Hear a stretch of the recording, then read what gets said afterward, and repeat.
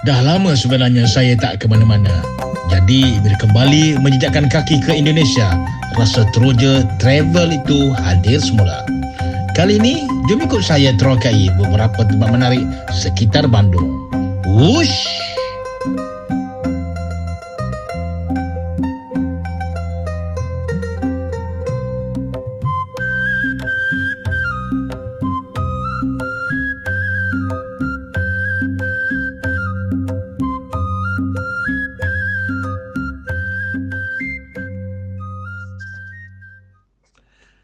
Hari kedua kami di Bandung, kami berkunjung ke Pasar Floating Lembang atau Floating Market Lembang. Di sini untuk masuk kita perlu membayar RM40,000 dengan diberikan satu minuman welcome drink secara percuma.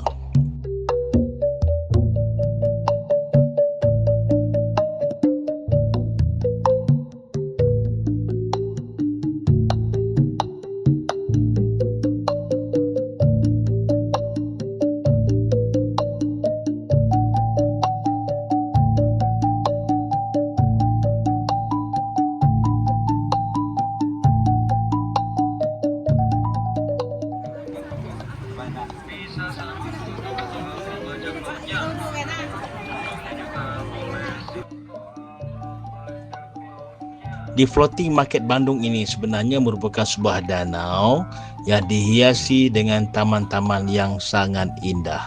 Di sini anda boleh bersiaran, berjalan-jalan mengelilingi danau.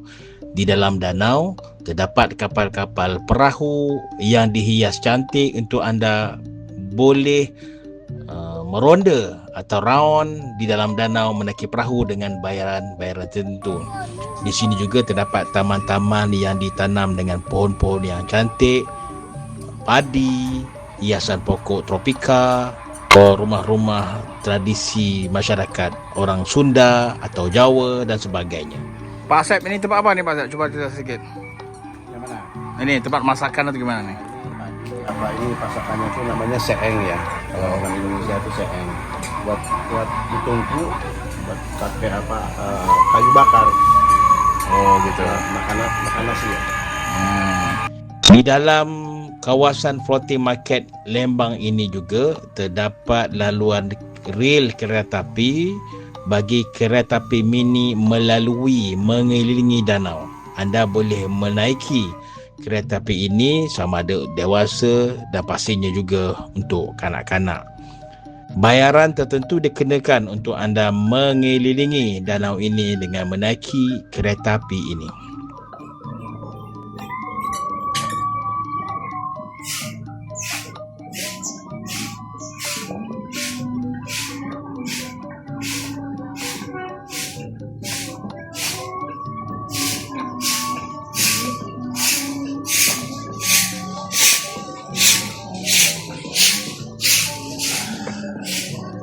Okey, floating market ni dia bukan sekadar floating market atau maksudnya pasar terapung.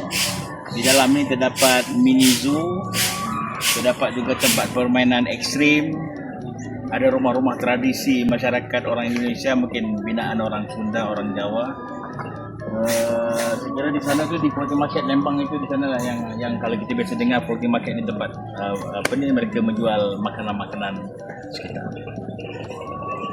Jika anda rajin untuk berjalan kaki, anda boleh mengelilingi danau ini yang saya kira memakan perjalanan tidak sampai pun 1 kilometer sambil anda menikmati suasana hijau, tanaman pokok, hiasan-hiasan taman serta rumah-rumah mini yang dibuat mencerminkan budaya Indonesia.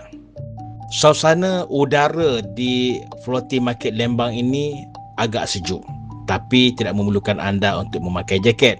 Cukup bagi lelaki memakai t-shirt sahaja. Suasananya dingin, tenang dan ada masanya berkabus pada waktu-waktu tertentu.